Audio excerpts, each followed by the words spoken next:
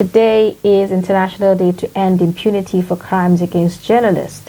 And we have in the studio Badamasi Buruji, the publisher of Concern magazine and active member of the Nigerian Guild of Editors. Welcome to the show. Good morning, how are you? Well, we're doing very well. Badamasi Buruji is a distinguished journalist who has made his mark over the years, and of course journalists play an important role in the society, keeping government accountable and bringing information, to create awareness and enlightening people generally, and he has done that exceptionally over the years, for decades, I may say. And so he's quite an exceptional journalist to have this discussion with, just to give us, an understanding of, his experience over the years, practicing in Nigeria. So let's first get your thoughts about journalism in Nigeria, the journey so far. How has journalism grown, from the early days, from where you started and up till date? What has changed, really? Assalamu alaikum. Alhamdulillah. Thanks for inviting me this TV discussions, Trust TV discussions. Well, I can see that, Alhamdulillah, the difference is much if you compare the journalism of before and right now. Because even from the gathering of the story, and a lot of differences have been, you can see it before. When we started our journalism, we used to start with typing, typewriter, from typewriter to this electrical typewriter. Now everything now goes online. So from there you will understand that there are a lot of difference, because even the risk before and now, it's much different.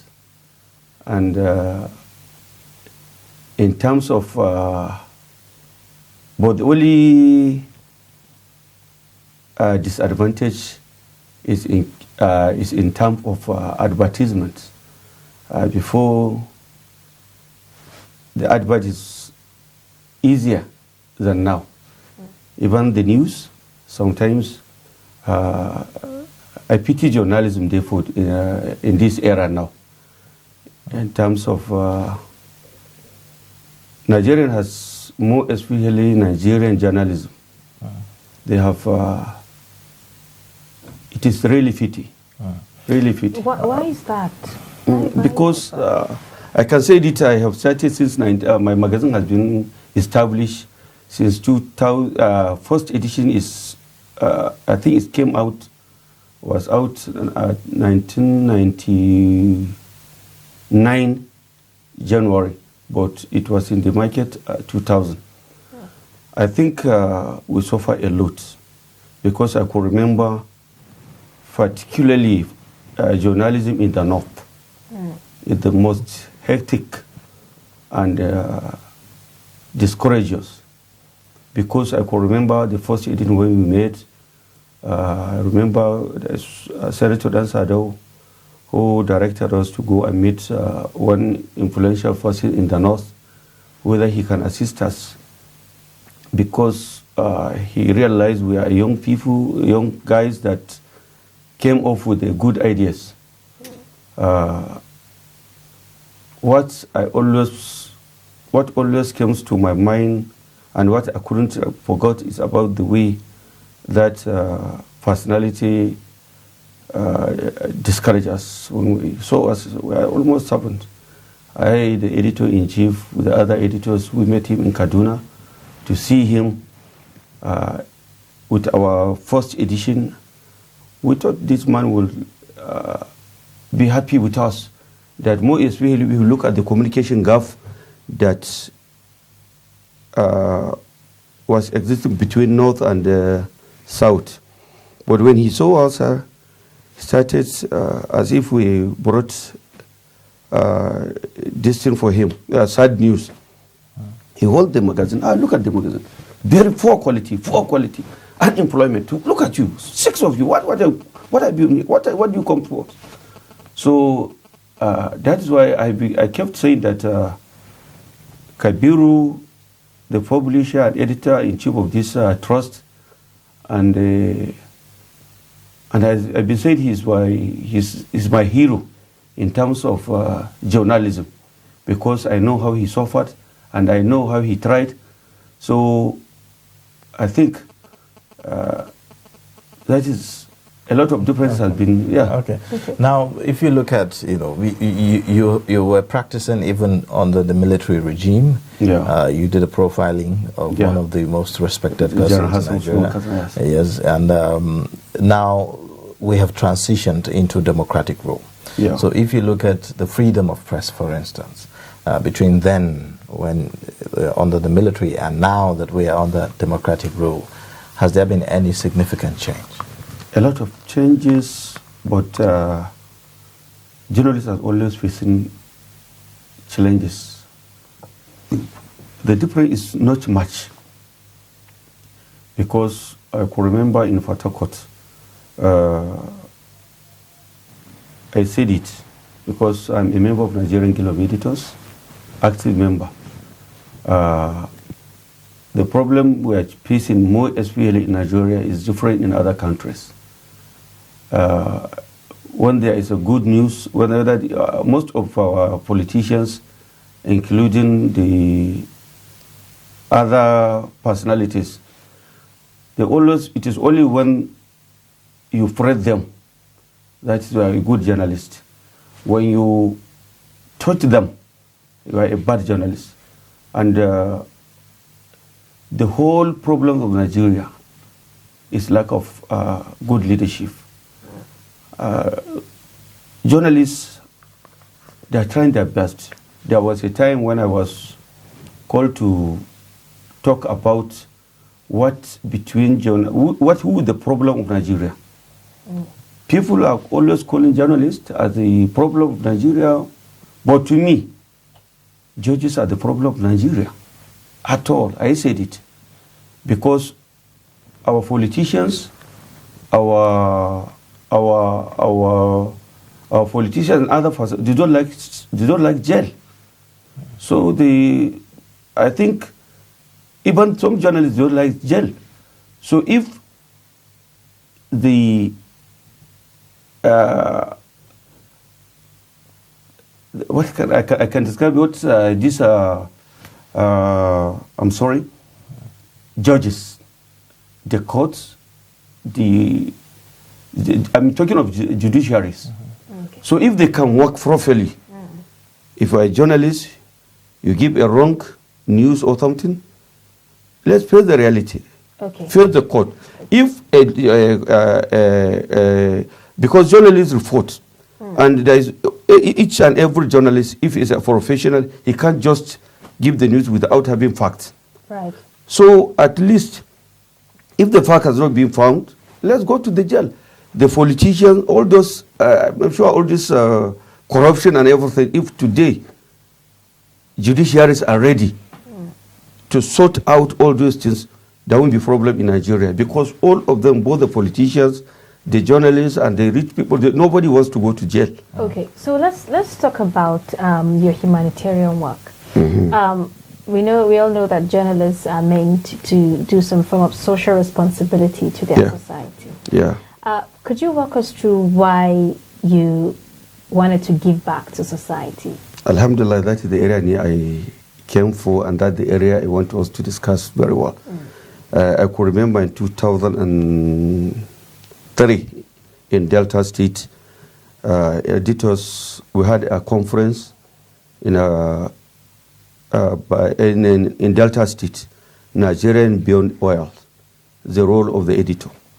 I think that conference that changed my mind, changed my thinking, changed all my plans in life. So that is how I started to think on how I can move my life and touch other people's life. You understand? So, alhamdulillah, after I left the conference, I decided to come up with the something. So I started thinking on how I can start doing something. Like I started with kuli kuli, you remember? So I started packaging my product kuli kuli. Then That's move groundnut groundnut crunch, yes. So that from groundnut crunch, then again move to kilishi. From kilishi, today I have 16 products, and alhamdulillah, when I started, all my friends have been, some of them are laughing. In Kano, I could remember some of my friends, Badamasi journalism has never, journalism has ended.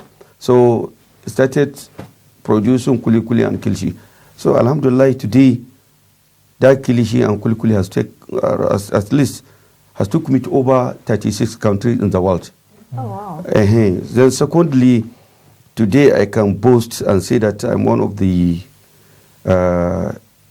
philanthropists, not only in the north, I can say it in Nigeria at all, in general, because I have over 6,000 less privileged children that study under my foundation with free books, free uniform, and some refreshments occasionally. And apart from, I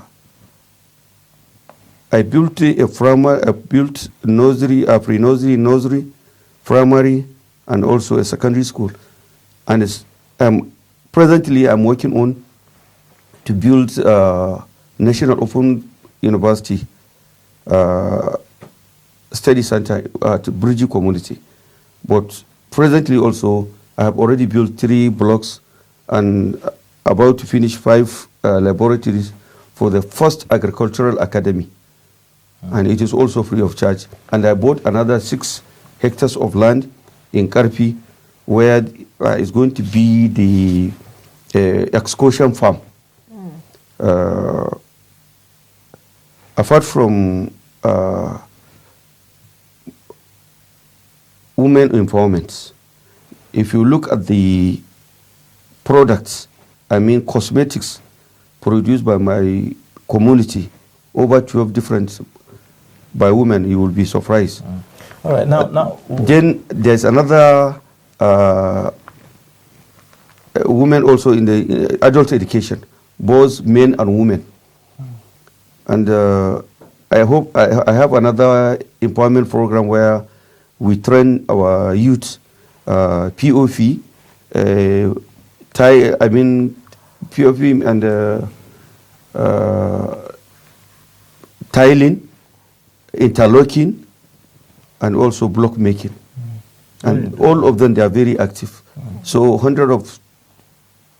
if I can say thousands of youth in my village are benefiting from my detail, and it is because of what I knew in journalism that pushed me to do that. So have you received any support from your state government in any way? You know, the support I'm getting is from God, because my history, if I told you my history, maybe you shed tears. The house I was born, I kept saying, we are over 500, and we are only 3 that attended secondary school. I think out of that 3, I'm the only one that finished. The other one only finished 3. After 3 years, he left. And the other person, the first year, he left the village. Nobody knows where he is till after 40 years. Then, apart from there, you know, my mother, he has a relations in Kano and Kaduna. So he used to, whenever there's holiday, he used to take me to either Kano or Kaduna. From there, I realized. So you said 500 in our own house. Ask anybody from Buruji to go look at even in Buruji. Are these your siblings that are 500, or all of them are my blood related? From your uncle to this is one house, and we are over 500 in that one house. After Buruji, the next village is our own, but it's attached to Buruji. Our own house, we are over 500. And we are only I'm talking of when I was Above. 7 years old. Not now. Now you can get more than 100 houses. But at then, we are over 500, and we are only 3 that attended secondary school, and I'm the one that has finished. In fact, when I finished my secondary school, and it was my mother that, with the support of my father, because he told my father that, please, I want this little boy to go to school. Now, how many were you from your own family and your own siblings? Oh, no, from my father, we are only 7. We are only 7. So, but I lost my mother immediately I finished my secondary school. So, what it will surprise you, I bought that land when I was 17 years old. The land I built that school. Because when my mother died, nobody would help me to go to school, and I needed it. But what I did first, when I got the money in Borneo, I did a laborer, casual labor. And also, in fact, when I went there, I went to the ministry to look for a job. They say, no, we don't have job, but if you like, we have a casual laborer. If you can go to Borneo. I went to Borneo. Then the boss of the place said, Badamasi, you are too small for this labor job. Or if you like, you can be my houseboy. I said, no, I agreed. So the money I raised at that time, the money I have collected after 5 months, that's the money I bought that land that I built that school right now. Because when I bought the land, I told the community that half of this land, I will build my own mansion house.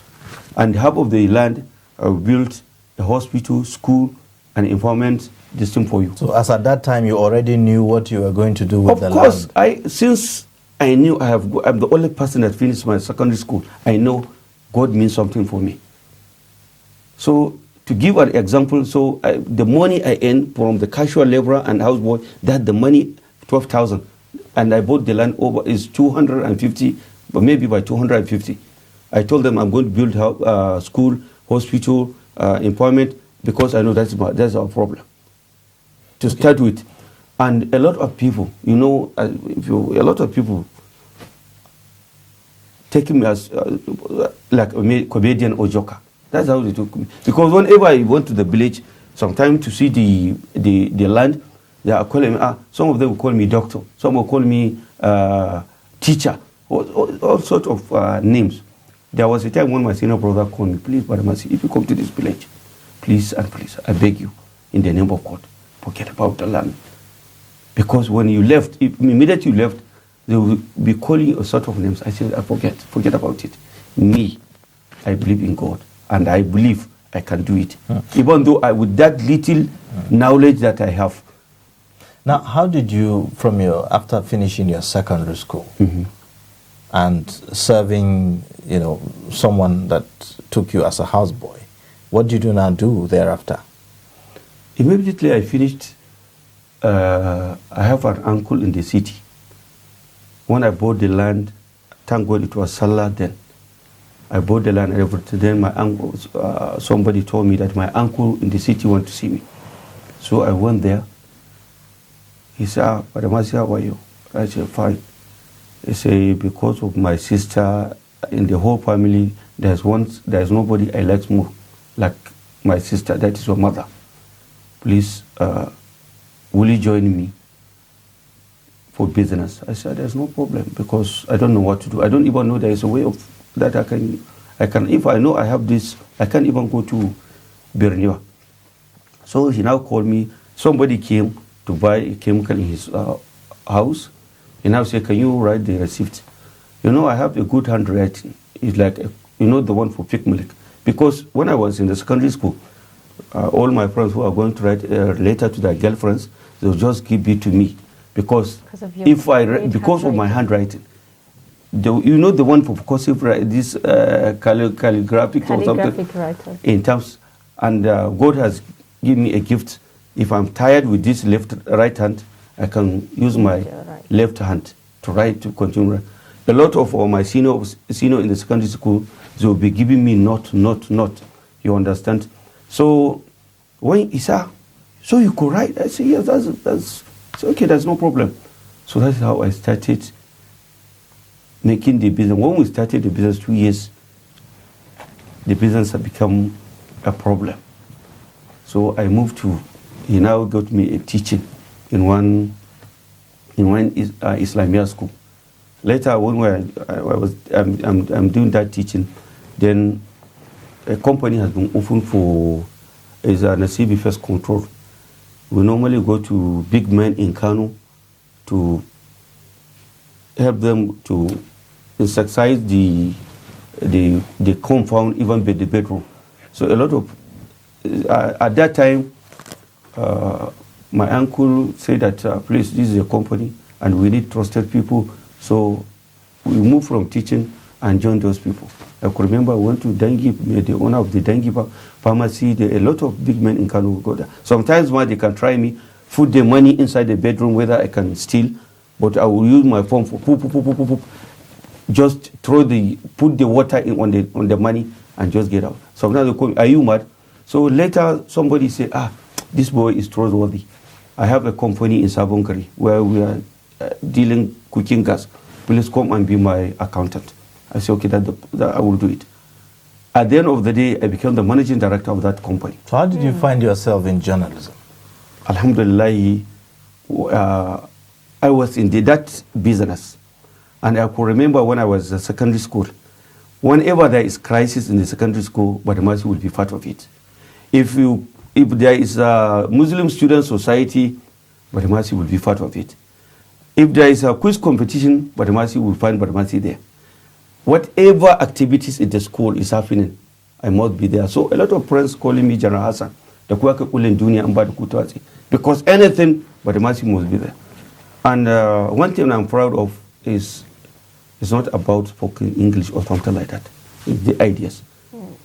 I run a column for 5 years for the Blueprint. You understand, apart from my magazine. So when I realized, I said, okay, let me have the history of General Hassan Usman Katsina, because I now have a little money, so I can start searching, I can buy any books. And at that time also, I wrote a novel when I was 16 years, and that novel, Inso Yaiso, Nerabata Zombaki. And I think I sold over 60,000 copies. So I now say, okay, let me see how I can get General Hassan Usman Katsina background. Remember, at that time I was 19 years old, or to 20 years. And I married when I was 19 years old too. Wow. Because when I know I lost my, I told you I lost my mother, and later I lost my father. So, and I know all my younger ones will go to Almajiri. So I have to, and I don't want them to go back to Almajiri. So I have to bring them, in which one of them now is a manager. He has traveled all over the countries, more than myself. So I now say, okay, how can I get General Hassan Usman Katsina biography? I tried all my best, I couldn't get it. And I became a member of Kano Multipurpose Cooperative Society. I'm the one writing them a speech. Sometimes, if there is anything, I did it for them. Because in Hausa, I'm very perfect. I know, okay, that's no problem. So when I couldn't get the biography of General Hassan Usman Katsina, I called the patrons when we had a meeting. I told them, please, I want to write a General Hassan Usman Katsina biography. But I'm a secondary school leaver now. Thirdly, I'm too small. So I'm sure if I met him now, he could not listen to me.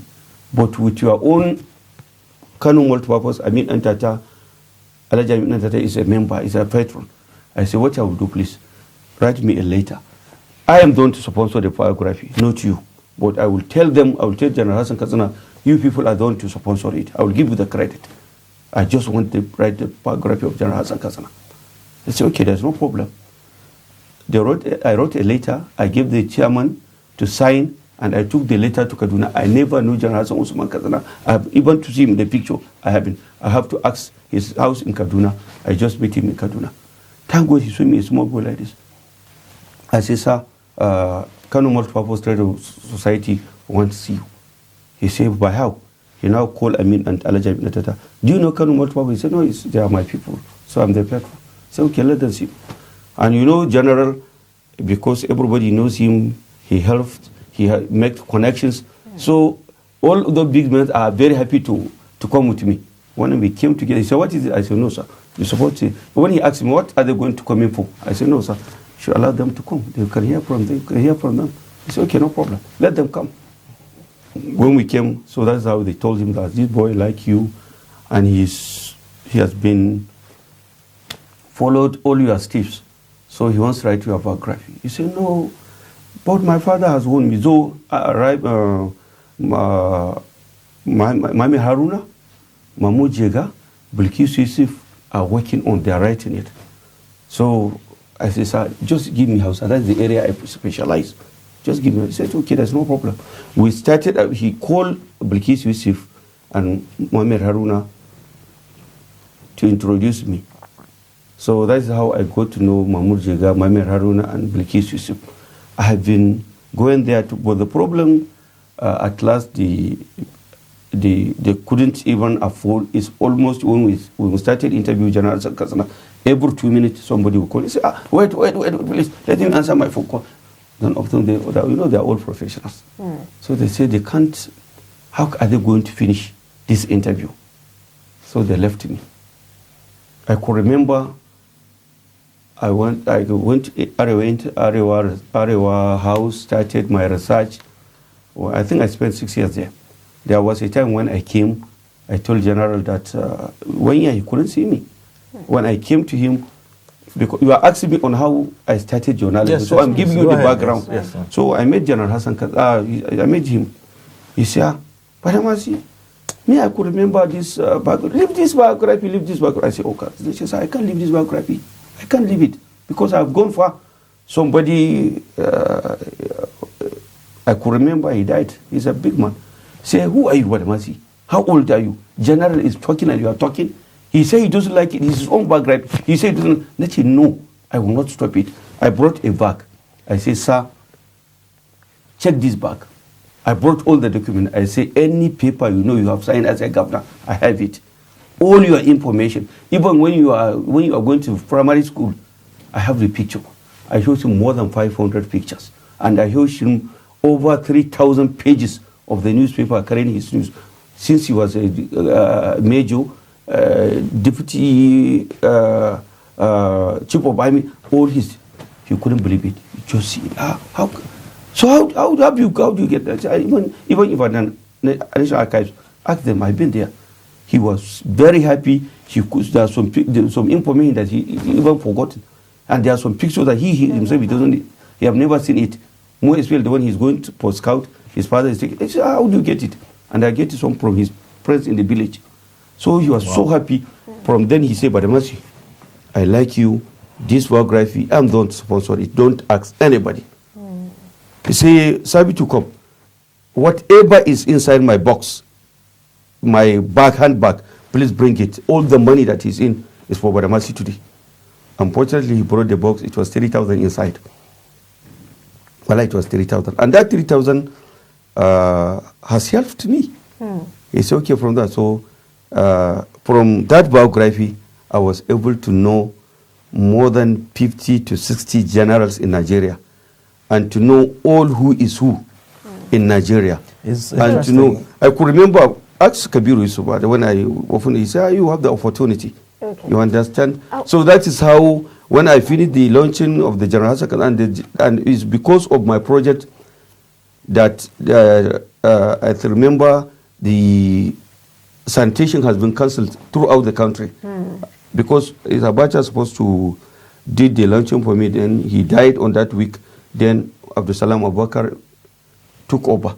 Okay. So that's how I got to know all those. Okay. Now, some of the projects you've really done are quite huge. Yeah. How do you get to fund some of this project? Is it through grants or sponsorship? Today, Badamasi is, look at me. Badamasi today is the group managing director / CEO of 6 organizations, 6 companies. 1, Century First Class Printing and Publishing Company. I did any kind of printing globally. I can go anywhere in the world in terms of printing.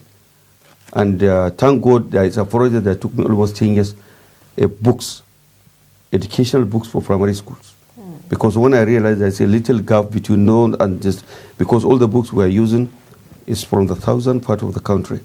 But when I came to my project, there's Igbos on my project, there are Yoruba on my project. So they came out to bring those educational books, science, English, social study, and I have been working that for more than 10 years. It was just last year I finished the project, and all the books has been recommended and have the certificate by NERD.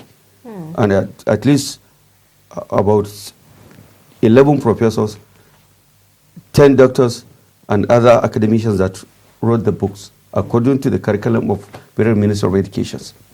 That is so. And if you go to Wusetu near Amingo, I have the best printing press in Abuja. Wonderful. So that's for one company. That's huge. Then the second company, I am the only my company that has stores made in Nigerian products. All this kilishi, dambun nama that I'm taking it all over the country. Now, even yesterday before I was in Lagos to inspect where one of the office in Ikeja Allen Avenue. So I'm working now to have each and every state that made in Nigerian product is only made in Nigerian product. And out of that made in Nigerian, we have almost 200 products. About 60 or 70 is owned by my company. And the other 120 or 140 is owned by other corporate organizations that produce made in Nigeria product. And that is a product that took me to over that company, First Class Refreshment Limited, that the company that took me to over 36 countries. As I'm talking to you, I have already signed a contract agreement with someone who is taking over 5 countries, African countries, and there is someone also who is taking US. And now, thank God, I'm going for Europe and Middle East. Middle East, I'm a resident permit in Dubai. All right. Now let's talk about this, your foundation, the Badamasi Buruji Foundation School. Yes. What's your motivation for doing this, and why is it such an important thing for you? I told you from the beginning, I came from a poor family, a poor education family, you understand. My aim now is to make my village like Aba or China. Any house you enter in my own village must have a professional, must have a graduate. As I'm talking to you now, I have 13 children, my own children, that are in the university. And even this graphic design, the package, because we have the best packaging, it was mostly designed by my own children. If you come to my office, you see all my children. They are the best graphics. In fact, we are even receiving job from one of the number 5 companies in the world in terms of graphic design. And remember when I finished the General Hassan Usman Katsina biography, I opened a business center. All my neighbors, children, and others used to come to my business center. We train them free of charge. So as I'm talking to you, and even now in my house, the children that are in my house, the orphanage, they are more than my own children. And as I'm talking to you, there is one boy in my own house, the one I brought from my village, who is taking 4.9, sometimes 9.5 in Bayero University Engineering, first class, always first class. I have 5 that are graduate. So that is my aim, is to make sure all my people, all my children, as I'm talking to you, I have children who is in carpentry or this. No, we can't pay them 1 million, they can't work for you. Okay. So now, Leadership newspaper gave you Social Impact Person of the Year 2020. How did that make you feel? Well, I feel honored because I don't even because of 2 years when I was the foundation, when I started, about even 3 years, even to snap pictures I don't want, because I'm doing it because of God, and I'm thinking it. I don't want to, there's something that you call Riyah. Yes, you are doing it because of those. That's even though all my children sometimes they will ask me, Baba, what do you want us to remember after you died? I always tell them 3 things. There are only 3 things I need from you: Don't ever help somebody because you want that guy to give you back of what you have done to him. Don't do it. Just expect the back from the God. Yeah. Don't do it because we want people to say you are nice, you are good, you are to be praising you. And don't do it because you give somebody and started praising you. You understand? Making you hero. If I give you, if you like, insult me. If you like, praise. Whether you praise me or insult me is all the same to me. Because what I want is the God to recognize me, because whoever makes his servant happy, you are okay. Because that is what my mother trained me. That whenever you see a man, or particularly a woman, whether he is worshipping fire, worshipping idol, worshipping anything he is worshipping, as far as he needs your support, he needs food, give her. He needs you to raise her up. He was collapsed, raise her up. Don't ask her religion or tribe. So that's how, and when I met General Hassan Usman Katsina, and also that makes me like put stamped for my mother's mission. All right, you're still watching Daybreak on Trust Television, and we have been talking to the great humanitarian, Badamasi Buruji. It's quite interesting, getting to hear your story and all of that. So what is your advice, to Nigerian youth who recently the Nigeria's vice president is telling them to just stop complaining and do something about it and move on? Is it that the youths are not, carving a niche for themselves, or what is really wrong? For I'm a journalist. What I'm going to say is not going to be nice, maybe to the elders. And I can say it clearly. Those who inherit Sardauna, our fathers, our elders, they are the ones that disappoint us. Because from the time, if the time when Sardauna died, and all the leaders that inherit him, all they continued with where he stopped, we can't get that issues. Let's stop blaming the youth. Let's blame the elders first, because now I sponsored 6,000 children. I gave youth a job in my own village. Women that are not destined, they are going to school in the night, free books and everything. Please, I could remember last 3 weeks, I was honored in Kano. 76 people that helped Kano in area of education. They gave the local government to bring out each and every one. Well, when I read what many people did, because I thought we have many in Kano. It was later when, from that report, I realized we are not many.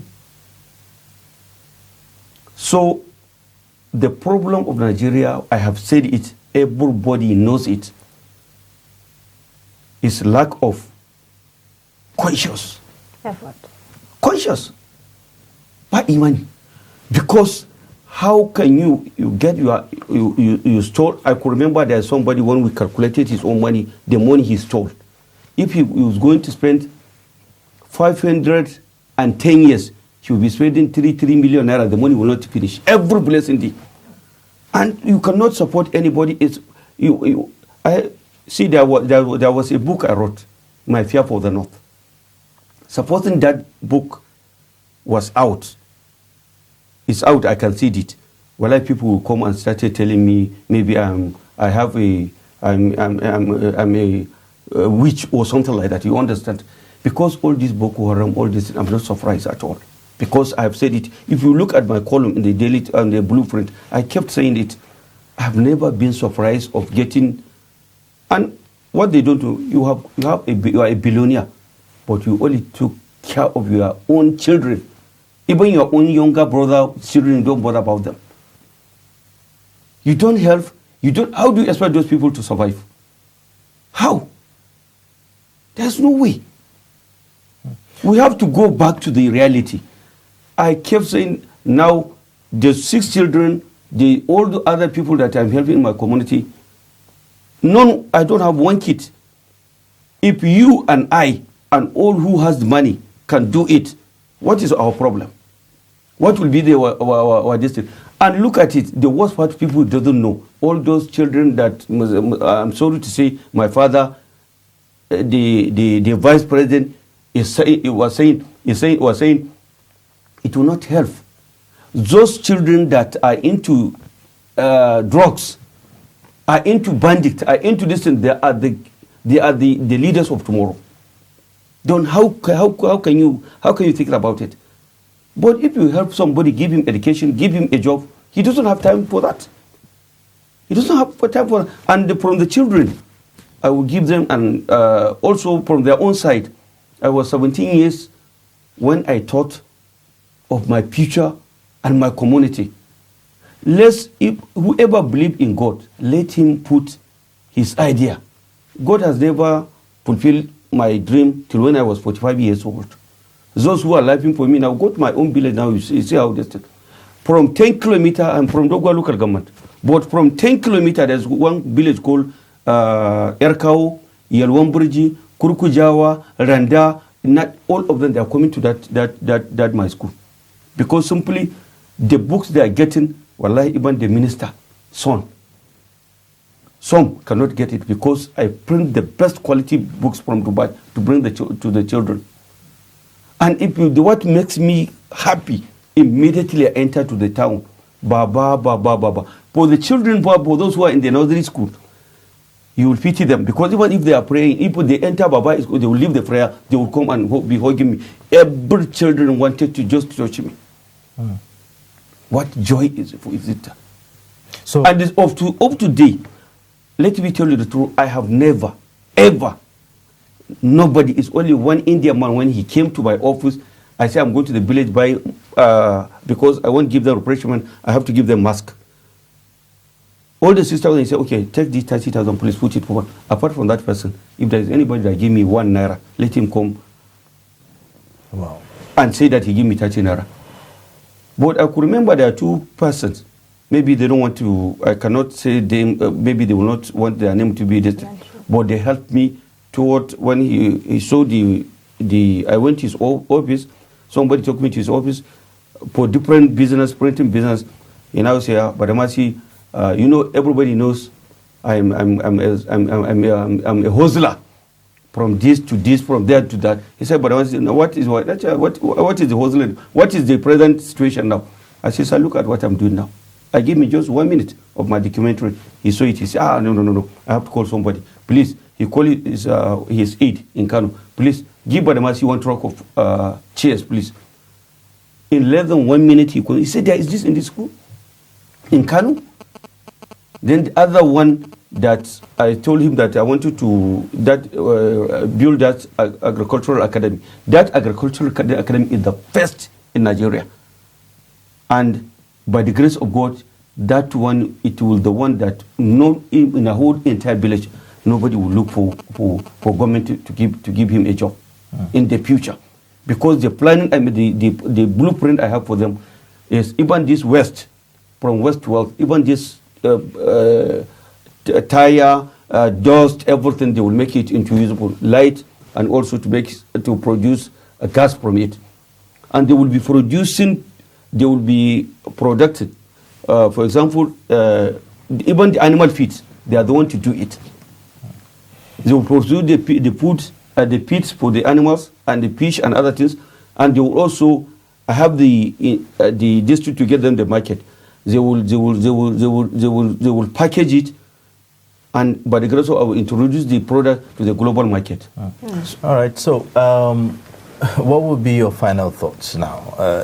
You've said quite a lot. Really. So, my final thought.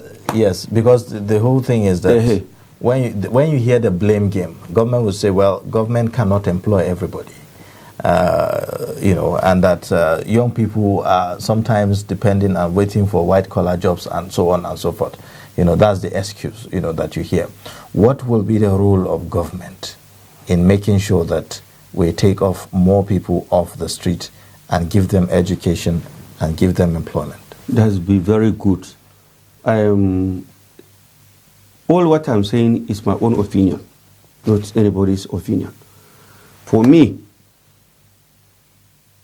I'm pleading with the government. They know all the businessmen in Nigeria. Even if they cannot do it, let's have a minister of, let's appoint someone that his own job in each and every local government, find a rich man or who work with the government and get money from the government to even build even one school, even one block, and assist this community. And also, they are supposed to have, the government supposed to have in each and every local government or what, where they can train those children how to do business, how to start. Because I have my own, I have seen it in reality. The house in Kano, one of my best house people, even people from abroad, when they came, they would ask me, please, I want to snap a picture with it. Well, the children that I trained from my village, they're the one that built the house. The mansion house that I'm talking to you in my village also is the same children that came from my village, built it for them. For example now, not that, so the mistakes we are making is we train them and we don't follow them. So let the government do something. And the problem of the children now, in fact, they have a little problem because they don't want to suffer. They need quick money or something like that. But it's because I'm a billionaire and I don't help them. And they are looking at what my son is doing. We are the same street. We are the same. Some of them, they are not even. They are all. Some of them, they are like me. Their father was nothing. Their mother was nothing. But they have now. So they are now something. Instead of to bring those who are nothing, they don't do that. So the reality is the problem in Nigeria. Each and everyone know it and know how we can solve it. Okay. It's not a something. But we always, the leaders, they will be always in the newspaper, they will do this, and they know it is a lie. And peck. So the reality, we have to go back to the reality. Well, thank you so much. Sorry. It's quite very interesting. And we're really glad you shared your story with us. And I hope your story inspires others to actually do even more than you have done in the lives of your host community. Thank you very much for inviting me. Coming on the show this morning. Thank you so much. See you next time. Thank you. Yeah, great. Well, we've been speaking with Badamasi Buruji. He is, I would say, a journalist, entrepreneur, and also a philanthropist. You know, author of 37 books also. He is a lot of things. Thank you so much again, like my colleague said. In case you've missed part of this interview, you can catch up on our YouTube channel at Trust TV, and then also you can go to our social media handles. You know, you would have it all uploaded there so that you can have a full, interview. You can watch the full interview, like we had it.